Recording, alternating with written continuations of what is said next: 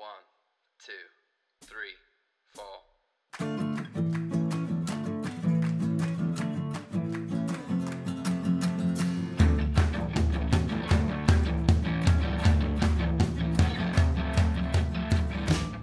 What's up, everybody? Welcome back to the Hometown Homage, brought to you by the Trial by Error Variety Show. I'm your host, Chasnick Rab, and this is being recorded on Earth Day. And I am being a little quiet only because my toddler's having a rough time going to sleep in the other room. Man, I need a studio, you know? I was thinking maybe I'd take up a residency over at Studio 173, which is Professor Julius's little thing he's got going on. I mean, it's incredible. He's an amazing barber, first of all, just hairstylist, barber, all around. He's also a producer, multi-instrumentalist. So he's got this thing called Studio 173 that's sort of a place where he can operate on all levels. The very first part of it's the hair cutting and dyeing and shampooing, and you know what a salon is. And then there's a little waiting area that's just packed with instruments and old records, and then there's another area in the back that's hidden behind a huge wall of mirrors, well, 007 style, and it's a full functioning recording studio. So I'm super proud of the dude for putting it together, and I think maybe the way that it's kind of working out with all this craziness here at my house, I need to get over there and two birds, one stone. A, visit Julius and spend some more time with a really good friend, and B, record in a very quiet and calming space. So maybe I'll do that. You know what? I haven't even introduced the guest. I'm talking to Hollin Mckay today. Hollin Mckay. He is one of my local favorites. He and I have a lot in common, and including being family men and contract laborers, musicians. And it was really fun to sit and talk to him and just bounce back and forth. I feel like I did most of the talking. But in my defense, I feel like Hollin was sort of having a daydreaming day. I hope you don't mind me saying that, Hollin. You sort of seemed a little in your head. And I noticed that right off the bat. But also, you're also kind of a quiet guy. So I love to extract the things that you say. I love to get your perspective on stuff, so it was really good to talk to you. I'm sorry if I cut you off, if it felt like I was. I felt like we had a good conversation, though. It was good. And I really enjoyed this new album, Misfit Town. We're going to listen to 5 tracks off of it. Keep in mind, you guys, this whole month is music made right here in my hometown, so I'm extra proud of it. But it's also just great music. Misfit Town is it's country, it's Americana, it's really groovy. Also, you can hear a lot of our influences in it. He and I both share some influences, like Ray Wiley Hubbard, for instance. So anyway, you guys, I'm gonna play the title track off of the album Misfit Town first, and we'll get to the rest later. So without further ado, enjoy the show.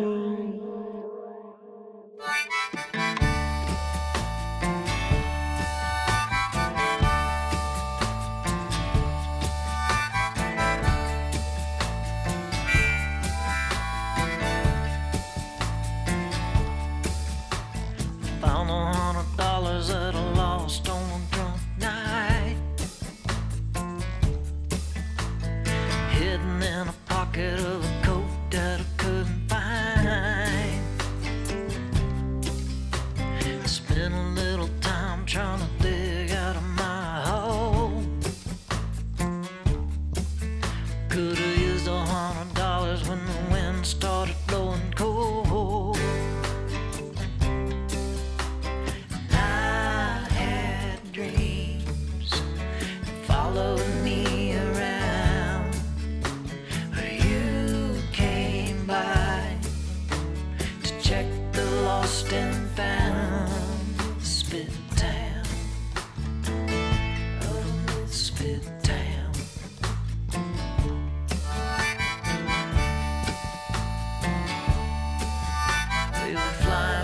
treetops going where the wind blows.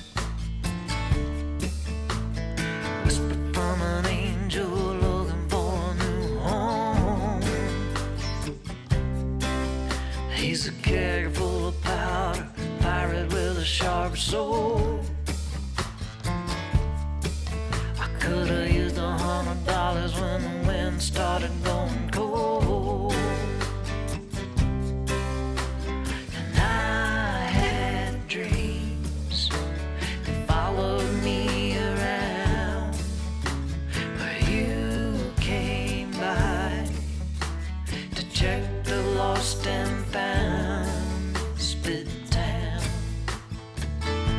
of a misfit town.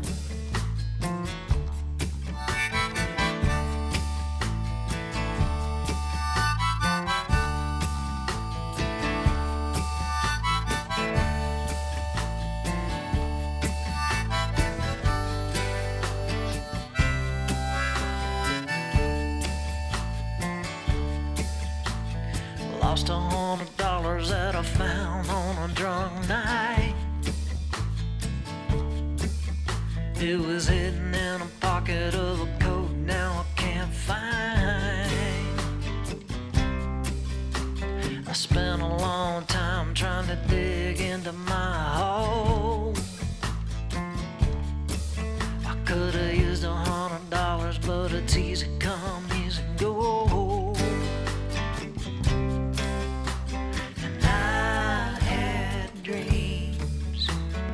Followed me around, where you came by to check the lost and found.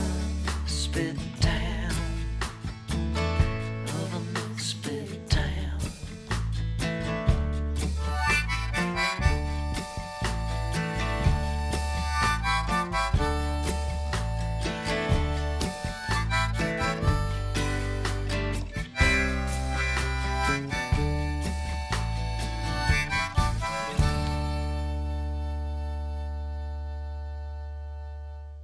I'm talking to Hollin Mckay. I've been trying to get him on the podcast since the very beginning, and it's finally happening.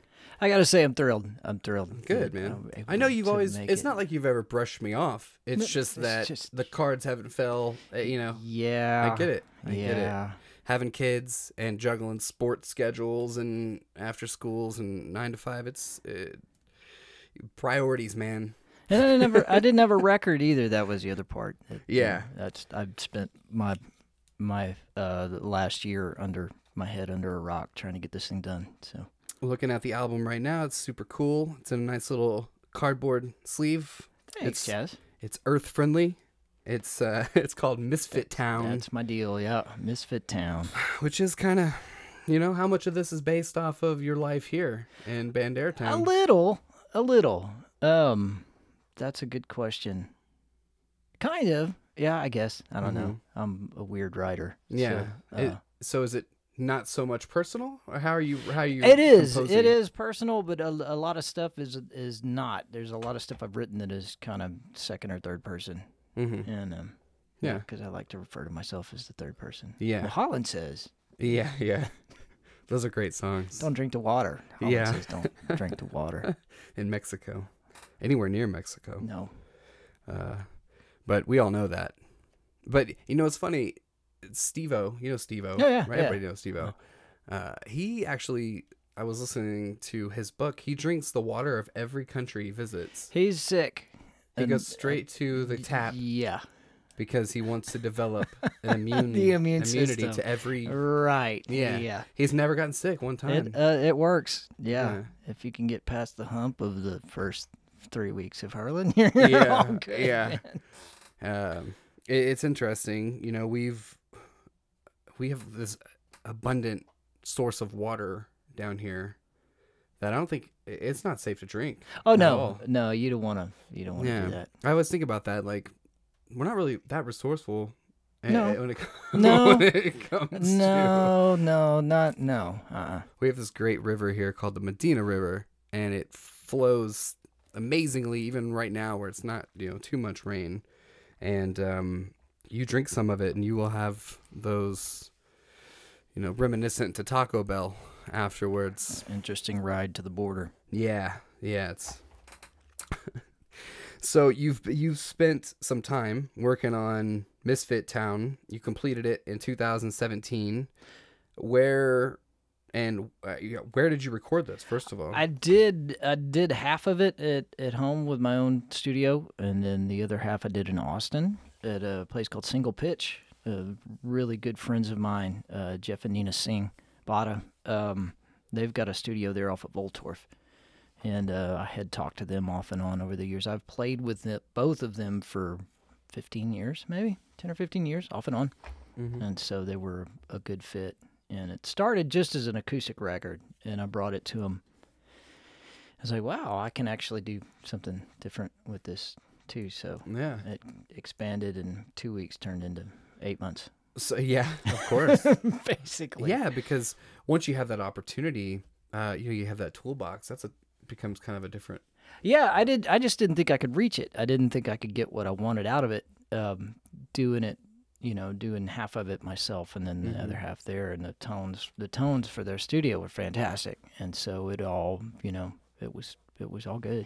Yeah, if you're recording in Austin, there's so much competition. It's a huge amount of competition. So what I have found though is most of the studios, because of that, are really top notch. They're top notch and they're affordable. Yeah. And I didn't think that was going to be the case when I got into it. And the quality of what they did was high enough that I was like, well, I can afford this gig to gig. Basically, is what I did. And so I saved up money for every gig. That's where it went.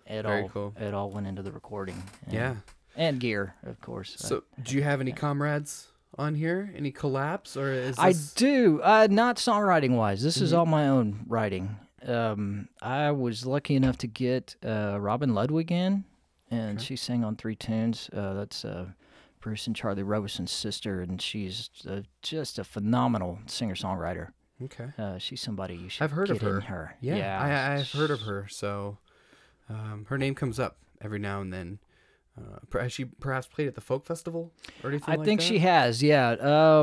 She plays all over the United States, in addition to Texas. I think the last 2 or 3 records she's done has been with Garth Morlix, and he worked with my brother and I on the first record we did. So that's right. You used to be part of a duo, the Mckay brothers. A duo. Yeah. Yep. I'm half of that duo. Yeah. What's old brother Mckay up to? He's busy. He's busy. He stays real busy. We play together every now and then. I don't know, every 4 or 5 months, something like that. But yeah, he's doing a lot of stuff in Nashville right now. Cool. So a lot of writing. A lot of stuff going on in Nashville. Yep. It's Nashville's like LA right now for that. It is. Don't go expecting to be a star. I mean, there's a lot of opportunities to write with other people, but it's it's pretty much a closed. Yeah. It's a closed loop. I have a cousin that went up there, and she did some like stand-in work. Yeah. For TV shows and, and stuff awesome. like that. I think for the show Nashville. Right. Maybe. Okay. So she kind of got her foot in the door there and did pretty good for herself, I saw. So that's pretty cool. Nashville seems to be a nice little hub. Not so much. I don't know. I guess it is urban, but it's not like LA. It's not like New York. You still have that sort of small town feel. Right. There's not that that kind of plastic veneer that you get out of LA. You've been to LA? Oh yeah, I've been to LA a couple times. Yeah, it's there's a veneer. You're right. Oh yeah, it's the veneer. Yeah. It's so thin. But there's don't get me wrong. There's an there is an undercurrent that's in LA that's really really cool. Very creative and it's very creative, but it is it is separate from the BS. Yeah, so to speak. Yeah, it is really funny how all of that kind of happens down there. Like you say LA and then you go to LA and you realize each day you've only spent your time in a tiny little segment of it. Yeah, that's right. There'd be no way to comprehend how all that works. However, Nashville, you got to tour that in a day. Right, that's right. Yeah, you're gonna see the whole thing. Yeah, and sort of know what you're getting. That's your ball game, kind of right there. What has kept you here as opposed to moving onward? That's a good question, Chaz. I moved back primarily because I missed it. Mm-hmm. You know, I've missed not only the people but the landscape. There's something in the landscape, I think, that lends itself to kind of a retrospection, I guess. I don't know. Mm-hmm. And of course, you know, there's people like you that are here that are still real. Yeah, that's And, true. You know, There's a lot of us here that, I yeah. mean, it's like that's a huge reason why I stay in this go nowhere town is like beyond most of my family being here, the friends I grew up with are still within 30 miles That's of here, right. you know? Yep. And it is something about the landscape. It's something about, as unpredictable as everything is, it kind of is. We know our cycles here more than anywhere else. In all directions, like we know when the crazy festivals are going to be around, when, you know, to get out of town, to get out. Exactly. Yeah. when it belongs to us and when it belongs to tourists, you know. And yeah, I'm torn about that. I gotta say, I am torn about it because I hate to see that aspect of it change in some ways, but it has to live somehow. The town's got to live somehow, or you know, it's gonna. yeah, I don't know what it would become. yeah, it's sort of kept its preservation because of that. It's kind of like when you have a ranch that your family, I don't know, maybe you can relate to this. You've got a place, for us growing up, we had a ranch that we could go to, and we could only go certain times of the year because there were certain times that they rented it out to hunters. Right. And it was theirs for however long because they actually sustained us being able to do all of our events out there and campouts and whatever. keep the land too. You're able to keep that, all of that property in your family's name, and that's a big deal. I see. Yeah, and that's kind of how we treat our town. Right. Yeah. You know, Yeah. it's like we play off of that historic preservation. I'm even guilty of it with the water tower and the old bank as my logo, you know, as just like the historical small town feel. Yeah, but I guess But it's that drive that brings travel shows here, and then those travel shows air, and then people from all over the country come here. Yeah. And then all of a sudden we get this super nice library that we can enjoy Right. here because our library's Yeah. kick ass. Yeah. Like kudos to Bandera for that library because it's awesome. And then, you know, with the addition of the skate park, which that's a huge deal. that's actually in there.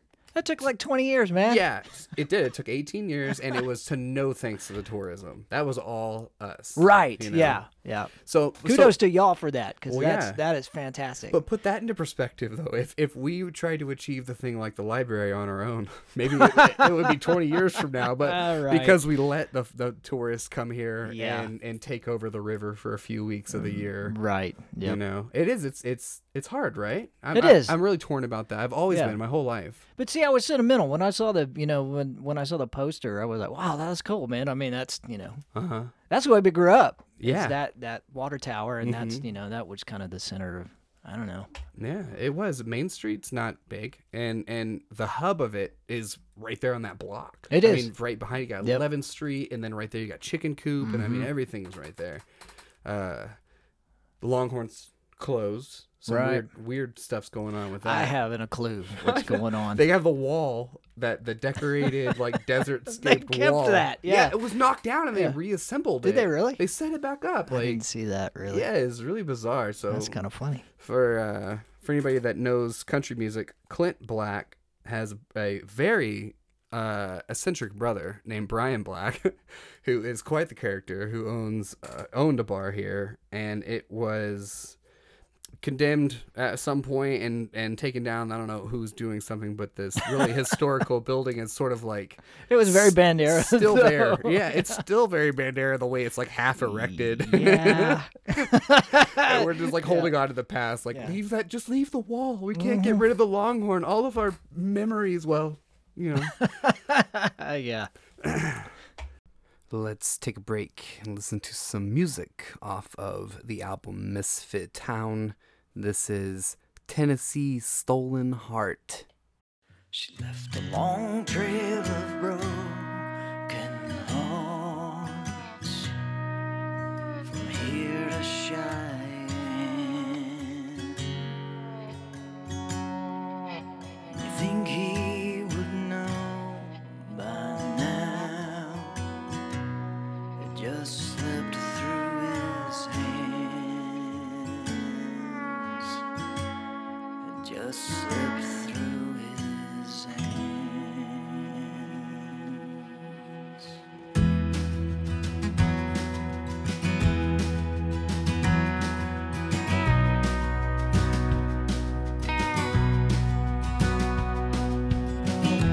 Tennessee stolen heart left me in an empty house.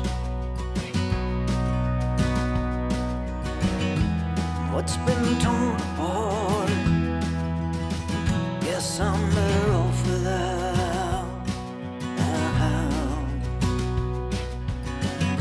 A ghost in the vacant rooms wake me in the early dawn. I wasn't sure what I had to lose. It wasn't mine after all. So long, so long. Tennessee stolen heart.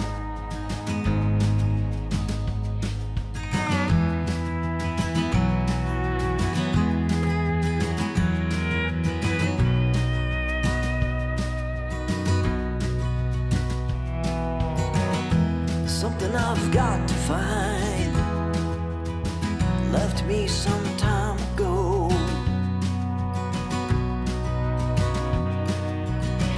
Find it between these lines, I guess that much I know.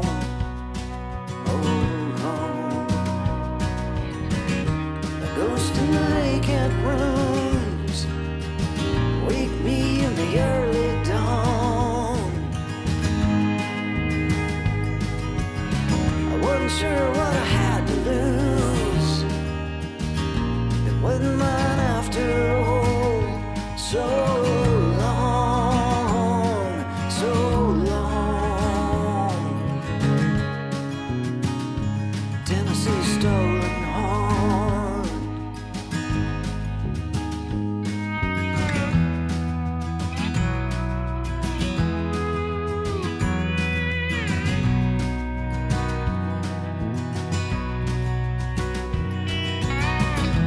Tennessee stolen heart left me without a doubt.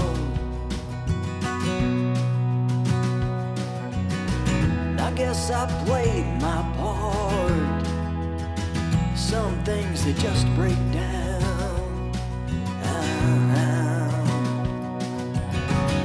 A ghost in the vacant rooms wake me in the early dawn. I wasn't sure what I had to lose. It wasn't mine after all. So long, so long. Tennessee stolen heart.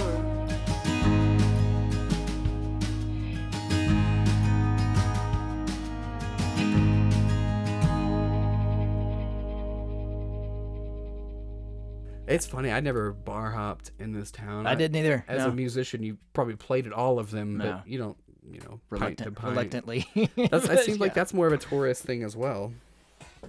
A little bit, yeah. That's what I found. Is Everybody's got yeah. their bar. Yes. But Right. You don't bar hop here. Yeah. None of that. No, never No- did that. No pub crawling. No. So, so you moved away. How long did you grew up here? You moved away. How long were you away before you came back? I lived in Austin for about 10 years. Oh, okay. Around that, and then San Antonio for a couple before I came back. But yeah, I'd kicked around Austin for a long time. Loved it. When I first started going to Austin, I think I was 16, something like that. I was playing with my brother there off and on, and it was like a small town. I mean, there were, I would go to Wheatsville, back when it was on Lamar, and South Lamar, and I would see the same people. Like every time I went, even though it was, 2 weeks apart or something. The biggest little city. That was when that logo, Right. The Yeah. biggest little city. Yeah. Not anymore. No, and I saw it dissolve. I mean, that was probably the other reason that I decided to come back, is that I got really disgusted with the you know, Development. the development, the heart of Austin, just I saw it get eroded. It was like they took it apart, you know. It's such a short amount of time. Really? Once that Yes. ball started rolling, it became corporate haven. And to me, that was kind of the beginning of the end. Was Wheatsville, because Wheatsville was down off of South Lamar, around. I guess that was off of 8th or 9th Street, something like that. And yeah, it turned into a Cheapo Depot discs, and they of course went on. It wasn't Wheatsville. It was Whole Foods. Yeah. That's what it was. It wasn't. Yeah, that's sorry, right. My brain Yeah, right is, there on Lamar and My brain 6th. is gone. That's Isn't it? right. Or 5th, something like that. Yeah, it was. I think it's 6th. It's on 6th now. Right when you're coming up under the overpass. And you See, it used to be north of that by about 5 blocks, 4 or Yeah. 5 blocks, and it was tiny. It was, you know, it was like half the size of Super S, which is now Lowe's. blows. Yeah, Blows and stupid S. not so Lowe's. Not so lows. Yeah, talk about some. We have real life issues here Little as bit. far as providing for A little bit. our locals Yeah. because we keep having these myth filled talks of an HEB or I hear or that something all the time. Yeah, I which hear you're that. instantly you're thinking like, dude, I could save hundreds of dollars a month. Yeah. But no, that's never gonna happen. Apparently, they're turning the cabaret into a McDonald's too. That's another one of those small town circulating rumors. That's the great thing about a small town. That might make is me leave. It That's becomes that might be the one, you know. a Whole Foods right next to it. Right? Like, Yeah. no, we're Okay, done. I'm We're done. done. We're done. We're out. I'm going to New Mexico. Bandera is everywhere now.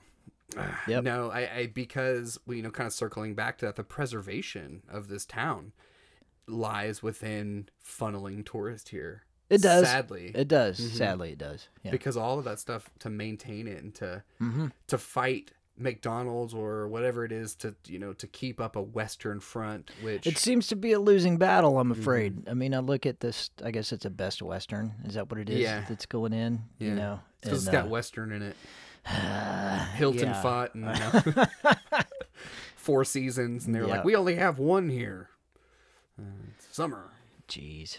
Bandera it's such an interesting place because we have this really amazing community of artists who We really do. Yep. who don't belong here but stick around What for do you some say? reason. I don't know why. We all What it say the is. same thing. Like, damn it, we have to have these like jobs. There's no way somebody's just gonna walk into where we're playing and sign us or no. send us on the road. Like, No. you have to work constantly in every way, shape, or form to get any sort of recognition in this town, if any, for your whole life. Look at Archie Blues for that guy. That's a good example. Yeah, somebody who's done so much and is so regarded, but Yeah. has never really seen. He's never seen the accolades of what he's done. Yeah, No. yeah, not compared to some of the people up on his par. I feel like and maybe that's his own damn fault for sticking around here. Yeah. I want to get him on the podcast. He'd do it. Oh, yeah. I He'd love really it. would. I've never talked to him. Yep. My whole life. Oh, he's a trip. He's a legend. Yeah. I'm a little intimidated by that because I'm Nah, like, what do I man. got to say to this guy? Y'all would get along. Yeah, I really would. I'd love to get him on here. I get stuck behind him all the time on The 3240. Yeah. I just want to come up with a grappling hook and just pull him into town. Like, I'll get you there, bud. You just Hang in there, man. Hang in there. it's like driving. It's like being stuck behind an Amish cart. Yeah.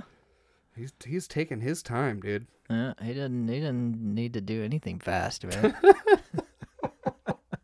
Super awesome.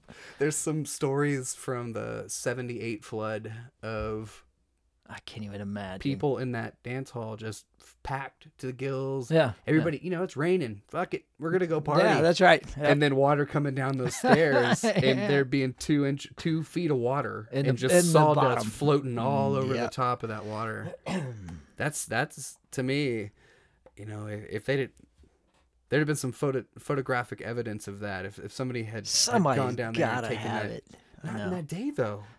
People weren't walking around with cameras. No. You know what I mean? No, and there was no way they were going to. Not unless they did it for a living. Yeah. Not unless they did it for a living. No. Yeah.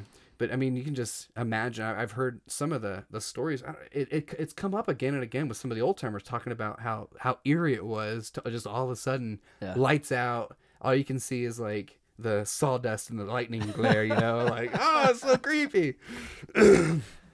But Pretty surreal. yeah, yeah. Get a flood every 10 years, right? Come wipe everything out. Yep. Yeah. There's some magical things here in this town. Like the rooster that thinks he's a duck. Yeah. You know what I'm talking about? He'll do everything except get in the water. Yeah. He'll sit right there at the edge of the water until those ducks decide to come back. Wants to But be a duck, man. He's a white rooster who just like, this is my people right here. Yeah. He has no idea. It's amazing. People just don't, the things just don't belong here. Like the magical things just, they end up here. And maybe it is just the landscape, because it really is just an amazing place. There's so much nature here. Yeah. And it's very well preserved for, 30 miles outside of town. Either way, you've got these fields full of, wildlife and, deer and bison. And it's just, it's incredible, Yeah. That's become a destination. I didn't think I'd ever see that. Mm-hmm. It's cool. I'm glad I'm raising my kids here. Yeah, me too. For sure. Yeah, me too. Yeah. I wouldn't have it any other way. They have a little, like an opportunity to experience some of that kind of what we had, like tree houses and romping around in the woods and stuff. I mean, there's a little bit of that left here. So that's how I grew up.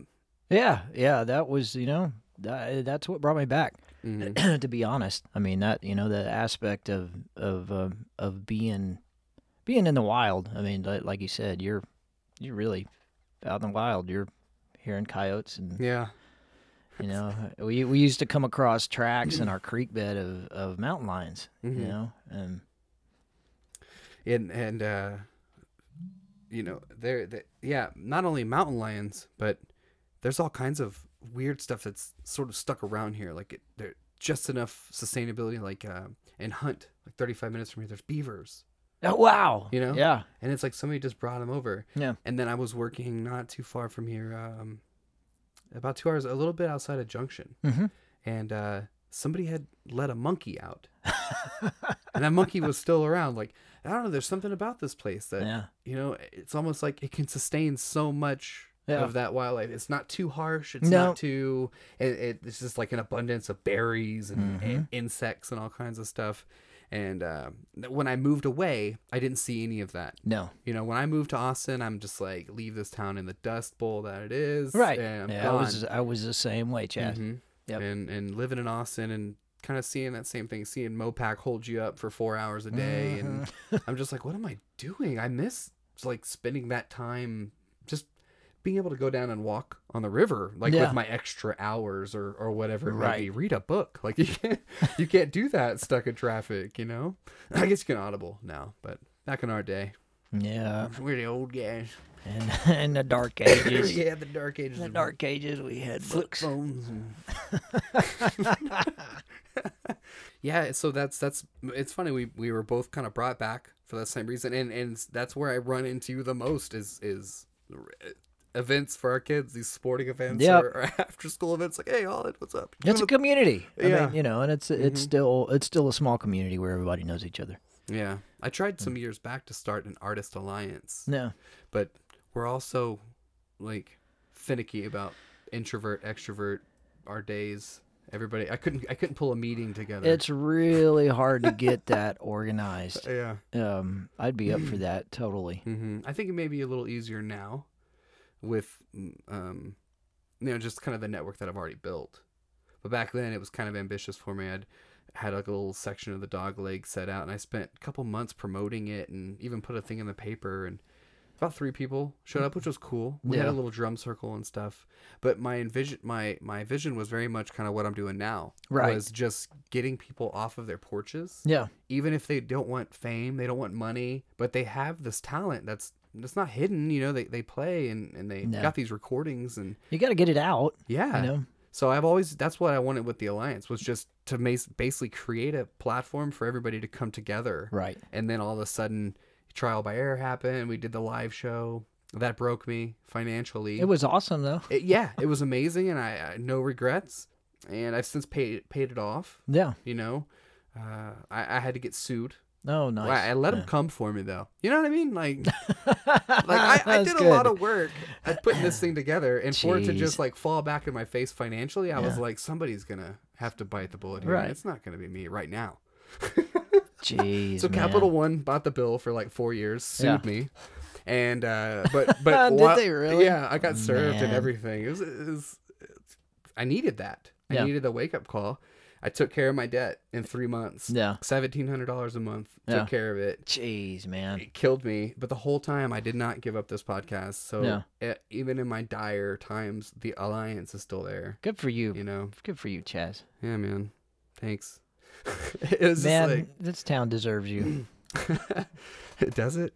I think so. I hope that this can become more of a community thing, like, because I think it would be really cool to just have some sort of event thrown by us during one of those first Saturdays. You know Right. how they do the market things? Like, Yeah, yeah. it would be cool to have like 4 or 5 of us come out there and do like a super jam kind of thing. That'd be fantastic. You Yeah, that'd be know. good. I'd be up for that. It's always kind of the same bands. It's always 3-piece band, cover bands, Art and Lisa, Yeah.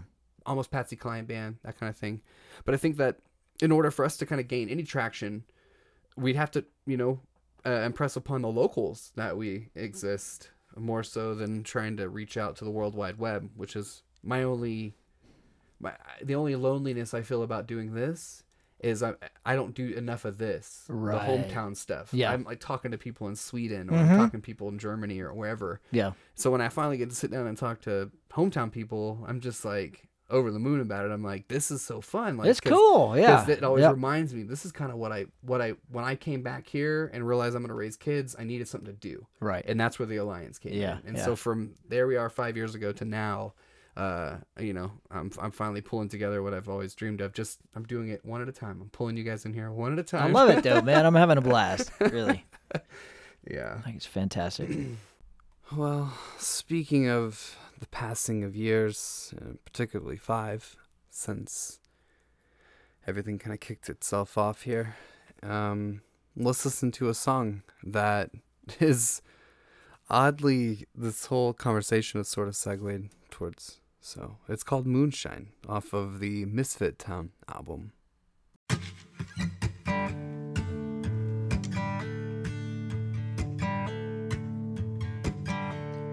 I can see the moonshine through the bottle. The riverbed had called us and we followed. Honey, aren't you glad we stayed?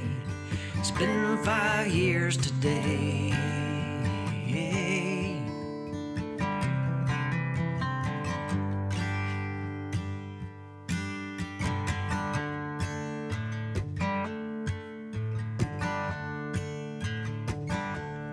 I can see the lightning over Hondo.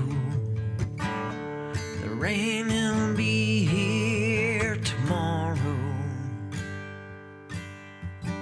Honey, aren't you glad we stayed? It's been 5 years today.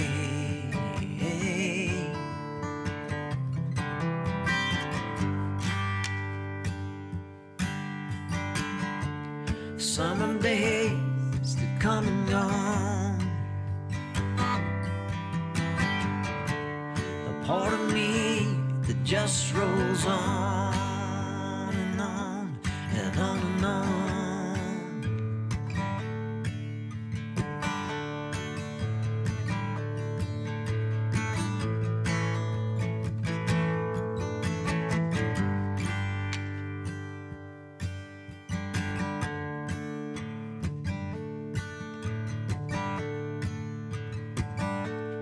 I can see the lightning through the bottle.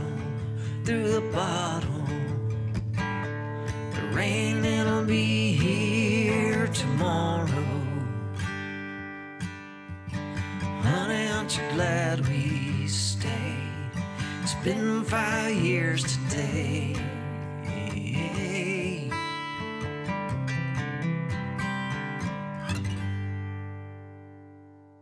But yeah, so Bummer. let's circle back for a minute. A little bit, actually. Let's talk about Misfit Town. What about Misfit Town? What of that did you put into it that has sentimental value? What songs on there am I going to listen to where you don't have to necessarily tell me what it's about, but you know, where that narrative sort of applies to you in more of a personal space? Personal space. Not so third person Hollin. Right, yeah, first person. First person Hollin. There's a song called Moonshine. Okay. I wrote that on the banks of the New Oasis. But yeah, that's kind of about this area. Both Postcards and Flashing Red and Blue Lights are kind of, well, that's not true. Flashing Red and Blue Lights is basically kind of a true story. Yeah. Of sorts. I was woken up at 3 a.m. to the sound of the sheriff's department pulling somebody over Oh. in front of my house. Uh-huh. Yeah. And so, yeah, it just kind of wrote itself. Yeah, I'm excited to hear that. I've been on both ends of that. I've witnessed some of my best friends going to jail here. Done to some pretty rowdy parties. No, you know? Jazz, no. And then I've also been the guy, in handcuffs. Yeah, usually I write from the other end. In the dirt on the... Right. You know, see, that's usually my narrative is from the person who's going to jail. Yeah, I could fill you in. I have journals. You can. You must revisit. I've yet to write Jail. any of that experience out officially in sort of a narrative form. I have tons of journals from while I was in there. It's waiting. I spent 6 months Jazz. in state jail. Did you really? Over in Dominguez. Wow. And really learned a lot about culture. I bet. Inner peace. Oh yeah.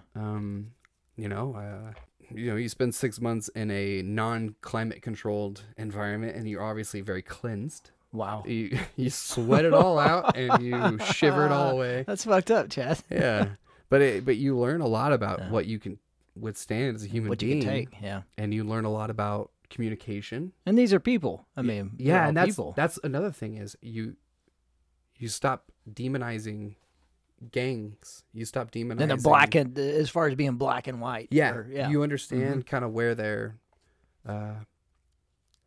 intentions lie more so as far as survival. Sure. By hearing it by somebody who's kind of had it all taken away. See, I feel the same way. Yeah. And it's a lot of it's circumstantial. Mm-hmm. Yeah. No. And then there's some of these people though that's the only life they know. I did time with a guy who was like 17 years, and he was about to get out in a month. His plan was to rob the Whataburger up the street. Yeah. Get all the money out of the safe, give it to his girlfriend, and then turn himself in.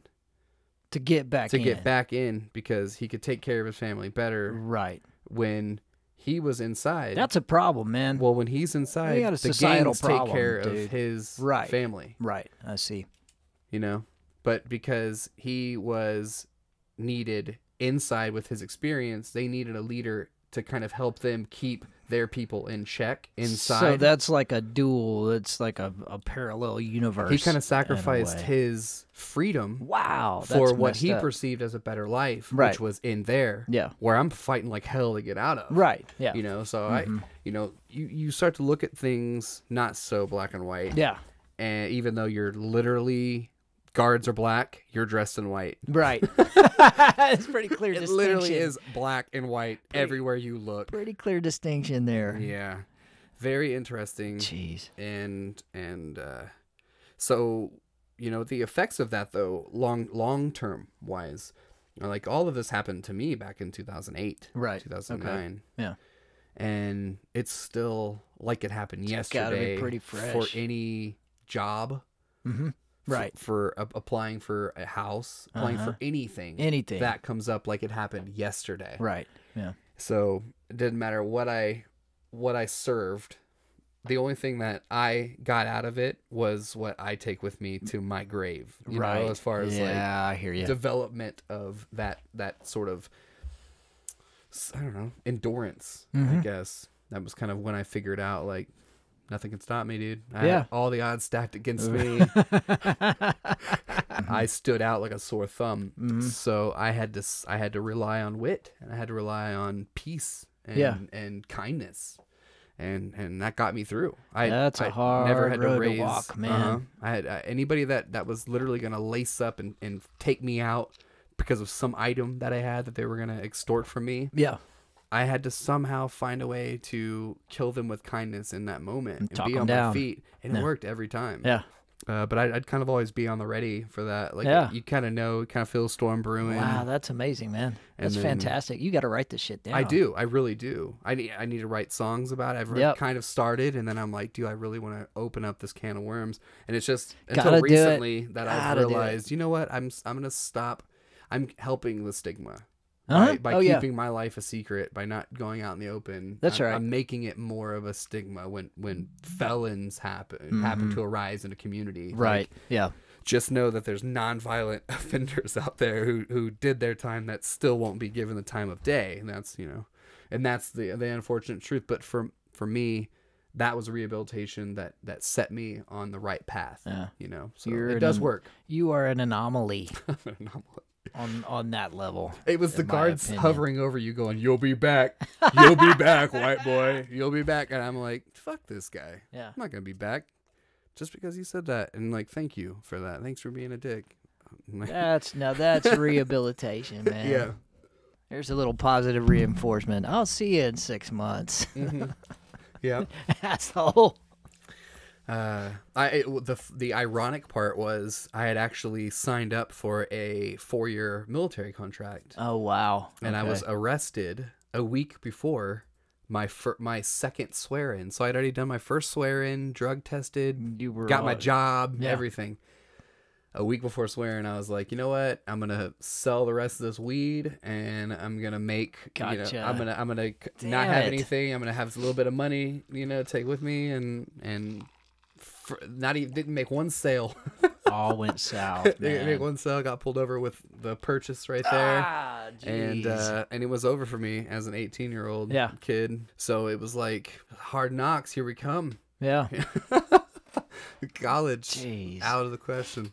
It doesn't get any more intimate than that. All right. No need to do a background check anymore. Listen to this episode, suckers. It's out there. All right. Like I said, I'm breaking stigmas. Listen to a song. It's called Flashing Red and Blue Lights off of Misfit Town.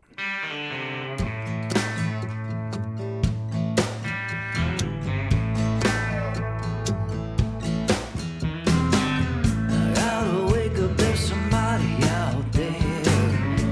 I hear voices that are not quite clear. Flashing red and blue lights on the bedroom wall. Now the neighbors are out in their yard. Here comes another black and white car. Flashing red and blue lights on the bedroom wall. He said, take your keys and go down on the highway. Step out of that car real slow. Be advised, everything that you say can be held against you in a court of law.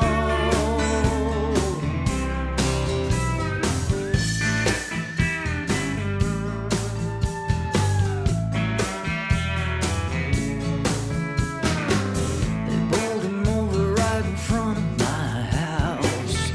4 badges and a down and out. Flashing red and blue lights on the bedroom wall. I step out and look over my fence. He's gonna run if he gets his chance. Flashing red and blue lights on the bedroom wall. He said, take your keys and throw them out on the highway. Step out of that car real slow. Be advised, everything that you say can be held against you in a court of law.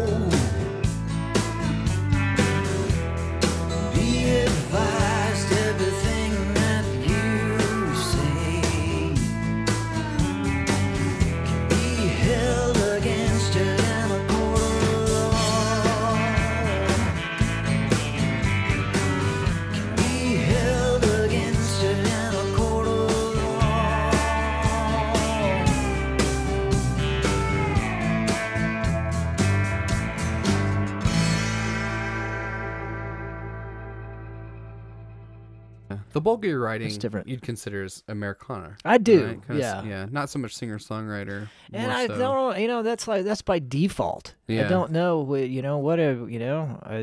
it's rural. It's like it's rural, kind of rural Texas writing. We talk about this all the time as far as you can't really pin a genre when you're doing something original. Nope, You're trying it's to. not real, man. That is a facade of the commercial industry. It's a marketing thing. It's a marketing It thing. is. Yeah. They got to put you in a file, put you in a box, and so you can be found, Yeah.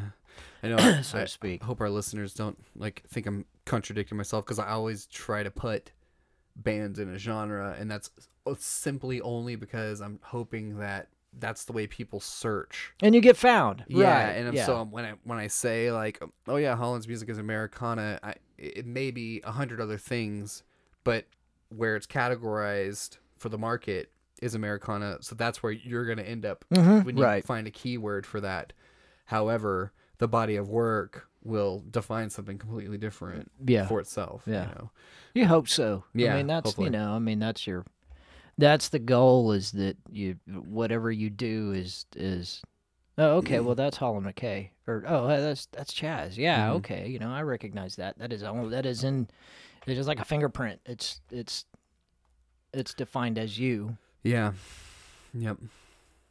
Unless you want to do a whole cover record, we could do like Barry Manilow or something like that. I always do. I want to do a Bright Eyes cover band. Oh, that'd be good. Yeah. Connor Oberst is one of my favorite writers, and from that time where it was really angsty for him, I would like to go rewrite those, not rewrite them, but rework the music on them to make them sound less angsty, so it appeals to less of the emo crowd and just more of more so the singer-songwriter folk crowd, the story crowd, because so much of that music, I ask, very rarely do people know who Bright Eyes is. Yeah. And it's because they just came from a different time. That I don't know, that music just really didn't catch on then. The indie wasn't really It didn't a thing. quite have the longevity. Definitely never had radio play. Yeah. So there's one thing. Yeah.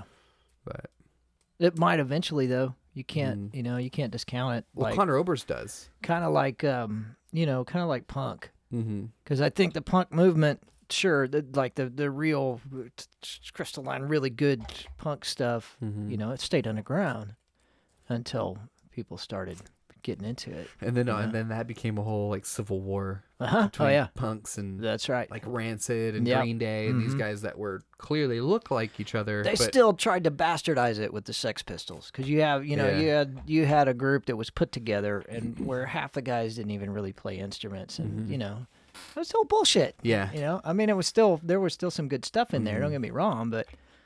Yeah, but how much of that looks. was there just to antagonize? It's exactly what it was. It was just your trophies, right? Know? Yeah, exactly. It was gold chains and studs, man. It's always been either more studs or more gold around the neck. I don't know. There's some of them rose to the top, got accolades that they deserved. So. And it's not that they didn't get airplay. It's just that the predictable ones got the airplay. Like the true Bright Eye stuff wasn't First Day of Your Life, and right. The ones you hear on the Sprint commercial or whatever. Yeah, right. Like the true Bright Eye stuff was where he's drunk behind a piano, crying right after the real stuff. His girlfriend died, and recording in that moment. Jeez. And and so you're just like, holy fuck, this is this is real. Those are real tears, and that's real belting. And even though that emotion has passed, here's this document that proves how painful and real, how it real was. it was. Yeah. And we've all had that. Yeah. Capturing that is very difficult. And allowing it to go forth. Yeah. You capture it, and a lot of people find self-conscious later that it's too vulnerable or it allows for too much judgment or whatever. Totally. Yep. That's what I loved about that whole project was it embraced any sort of humanness, in general. The good, the bad, the spit in your face, the kiss your feet type. Right. Either way went, you know. It was just true emotion. So, but shit, man, I actually have to go to a ball game. Do you? Yep. Well, awesome. That's great. My oldest is kicking it off here in a few minutes. Fantastic. So. That's Luckily, cool. I'm just a hop skipping away from the ballpark. You are close. Yeah. Hop skipping a jump away. Yep. Hop skipping it away. I made that one up, guys. But it's been great.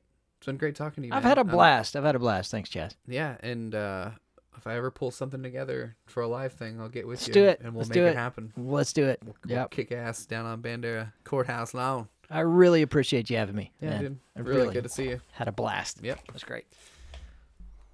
Okay. Hollin Mckay, thank you so much for hanging out with me. I would definitely love to spend some time with you in the future. Get together and have that legendary super jam that we speculated upon. Thank you so much to all of our listeners this week and all time for making this possible.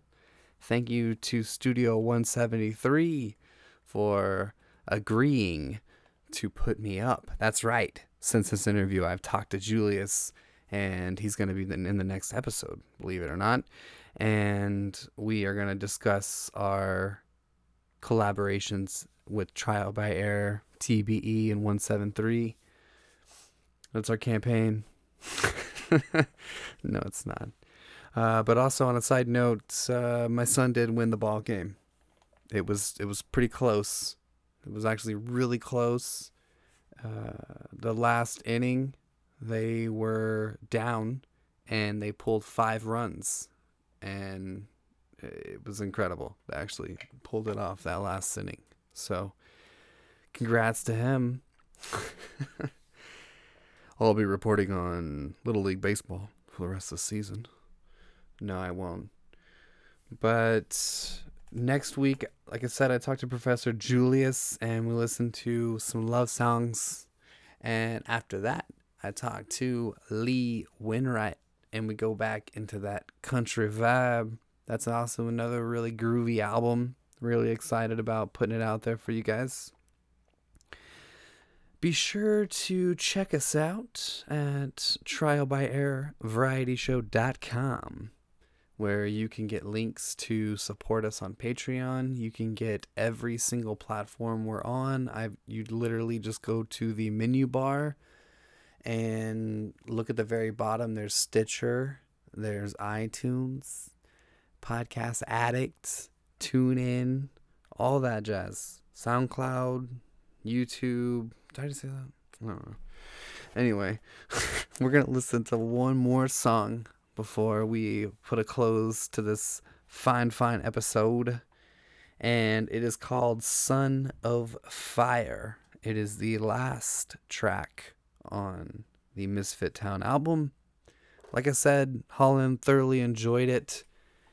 And also, let me just throw this in here as like a, one of those little small town hometown coincidences. The guitar that Hollin plays was actually handcrafted by my first official employer, like where I actually punched in and had to show up on time or got fired, and like there was a break room there. Like I would go in and I would sweep floors and clean out the goop that was made by air compressors whenever they spend a whole day blowing stuff. And I would get knee deep in the sawdust. And that his name is Neil Peterson. He has since retired from the cabinet business, and he now makes guitars. So I'm gonna go ahead and put his link in the show notes. Check out his handcrafted work. It's amazing. And just you guys continue to do what you're doing. Take care of one another and follow the golden rule.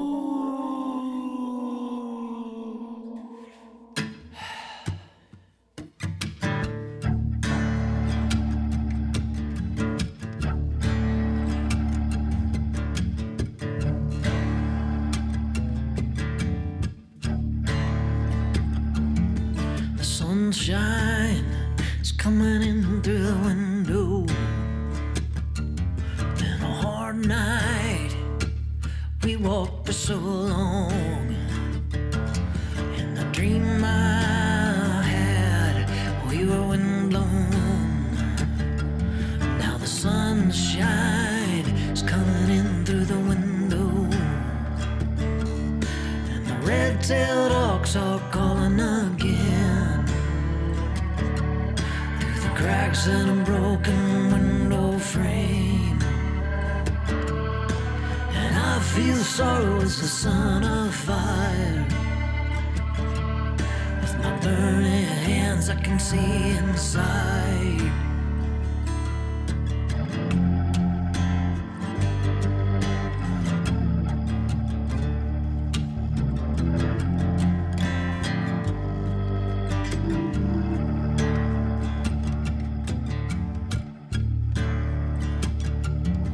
Seems now we're in a state of disorder. Simple breakdown might lead to disaster. In the dream I found, what comes after is a life strong that's shining in laughter. And the red-tailed hawks are calling again through the cracks in a broken window frame. And I feel sorrow as the sun of fire. With my burning hands I can see inside.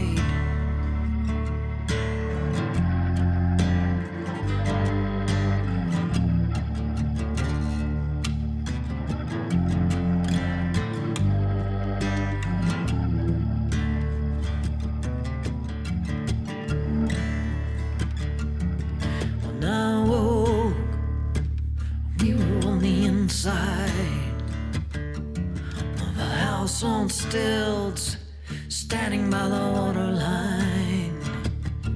You said the future holds the trail of unbroken signs. In the dream you spoke, we were standing at the waterline. And the red-tailed hawks are calling again through the cracks in a broken window frame. And I feel sorrow as the sun of fire. With my burning hands I can see inside. With my burning hands I feel you inside.